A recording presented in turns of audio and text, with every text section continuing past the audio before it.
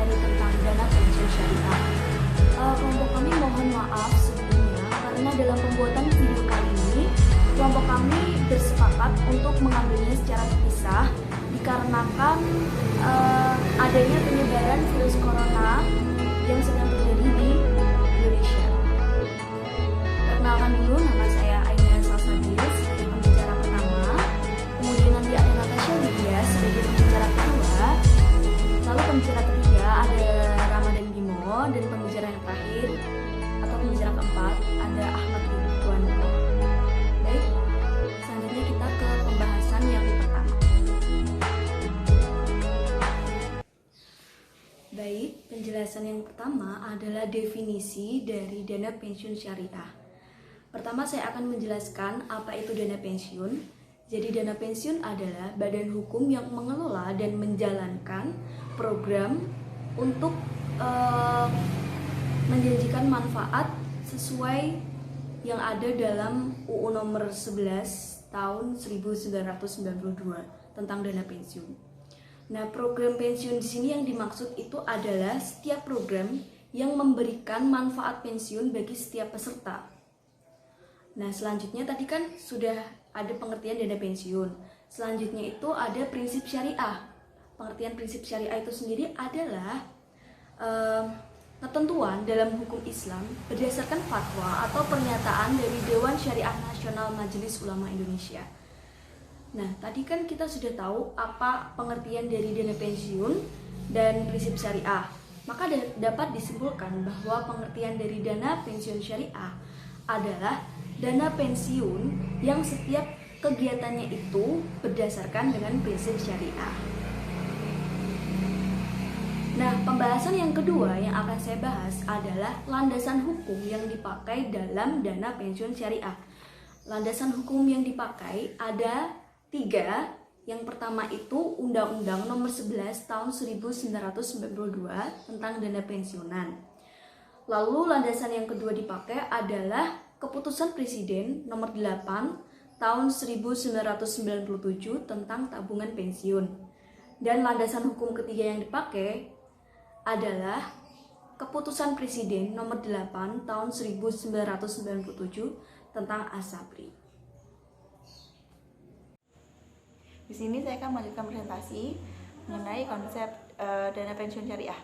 Di sini ada 7 akad yang digunakan. Yang pertama ada akad hibah bi syart. Yang kedua ada akad hibah muqoyah. Yang ketiga ada akad wakalah. Yang keempat ada akad wakalah bil ujrah. Yang kelima ada akad mudharabah. Keenam akad ijarah, dan akad lainnya yang diterbitkan oleh Dewan Syariah Nasional MUI. Langsung saja, yang pertama ada akad hibah bi-syart. Akad ini merupakan akad hibah yang baru terjadi apabila syarat-syarat tertentunya terpenuhi. Selanjutnya ada akad hibah muqoyah. Akad hibah ini terjadi antara pemberi kerja atau wahib menentukan orang-orang atau pihak-pihak yang berhak menerima manfaat pensiun, termasuk ketidakbolehannya mengambil manfaat pensiun sebelum waktunya. Selanjutnya ada akad wakalah yang berupa pelimpahan kuasa oleh pemberi kuasa kepada pihak lain dalam hal-hal yang boleh diwakilkan. Selanjutnya adalah akad wakalah bil ujrah. Akad ini pengertiannya hampir sama dengan akad wakalah, namun dengan imbalan upah. Selanjutnya ada akad mudharabah.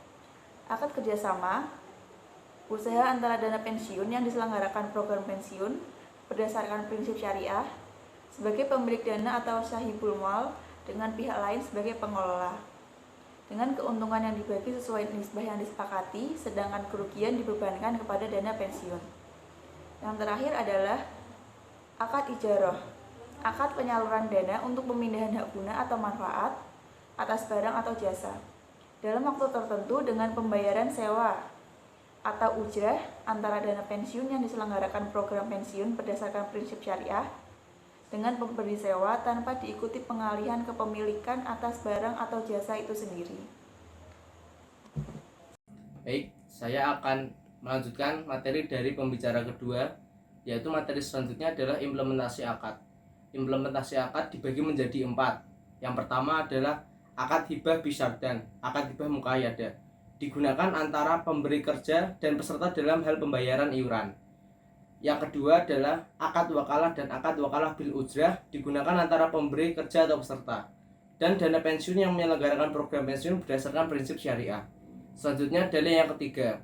Yang ketiga adalah akad wakalah bil ujrah dan akad mudharabah digunakan antara dana pensiun yang menyelenggarakan program pensiun berdasarkan prinsip syariah dari pihak ketiga yang menyelenggarakan kegiatan berdasarkan pelimpahan kuasa dari dana pensiun yang menyelenggarakan program pensiun berdasarkan prinsip syariah dengan imbalan jasa atau fee. Selanjutnya yang keempat adalah akad ijrah digunakan antara dana pensiun yang menyelenggarakan program pensiun berdasarkan prinsip syariah dan pihak ketiga untuk pemindahan hak guna atau manfaat atas barang atau jasa dalam waktu tertentu dengan pembayaran yang sewa. Selanjutnya adalah jenis kelembagaan dana pensiun. Jenis kelembagaan dana pensiun menurut Undang-Undang Nomor 11 Tahun 1992 tentang dana pensiunan pasal 2 bab 2 dapat digolongkan menjadi dua sebagai berikut. Yang pertama adalah dana pensiun pemberi kerja atau bisa disingkat DPPK, yaitu unit organisasi dalam suatu perusahaan yang khusus menangani dana pensiun bagi karyawannya. DPPK dibentuk oleh orang atau badan yang memperkerjakan karyawan untuk menyelenggarakan program pensiun.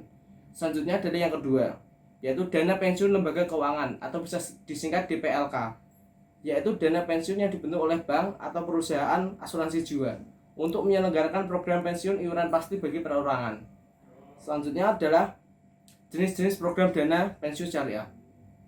Program dana pensiun syariah berdasarkan manfaat dan kontribusinya dikategorikan sebagai dua. Yang pertama adalah program pensiun manfaat pasti atau dalam bahasa Inggris Defined Benefit and Plan. Yang kedua adalah program pensiun iuran pasti, dalam bahasa Inggris artinya Defined Contribution Plan. Selanjutnya adalah berdasarkan penyedia jasa provider. Dibedakan menjadi yang pertama program pensiun pemerintah, yang kedua adalah program pensiun swasta atau Private Pension Plan. Selanjutnya akan dibacakan oleh pembicara keempat. Assalamualaikum warahmatullahi wabarakatuh. Saya akan melanjutkan dari materi kami kelompok 8, yaitu tentang Dewan Pengawas Syariah.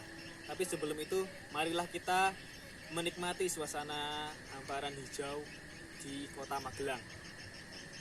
Oke, baik saja, tidak basa-basi lagi. Dewan Pengawas Syariah yaitu merupakan organ yang menyelenggarakan prinsip dengan prinsip-prinsip syariah. Dewan Pengawas Syariah memiliki beberapa macam tujuan. Yang pertama dan yang paling utama yaitu mengawasi dan menyesuaikan prinsip-prinsip dengan tidak sesuai atau tidaknya dengan syariat Islam. Yang kedua yaitu memberikan nasihat terkait syariah. Yang ketiga, membuat laporan dan juga program-program dengan prinsip syariah. Perbedaan dari Dewan Pengawas Syariah dan juga yang Dewan Pengawas Komersional yaitu adalah Dewan Pengawas Syariah menggunakan akad yang sesuai dengan syariat-syariat Islam dan juga harga menyesuaikan dengan investasi yang tidak melanggar syariat Islam. Nah, demikian dari presentasi dari kelompok 8. Terima kasih yang telah menonton dan juga untuk Bapak Bagus. Semoga kami bisa mendapatkan nilai yang baik. Kurang dan lebihnya mohon maaf. Wassalamualaikum warahmatullahi wabarakatuh.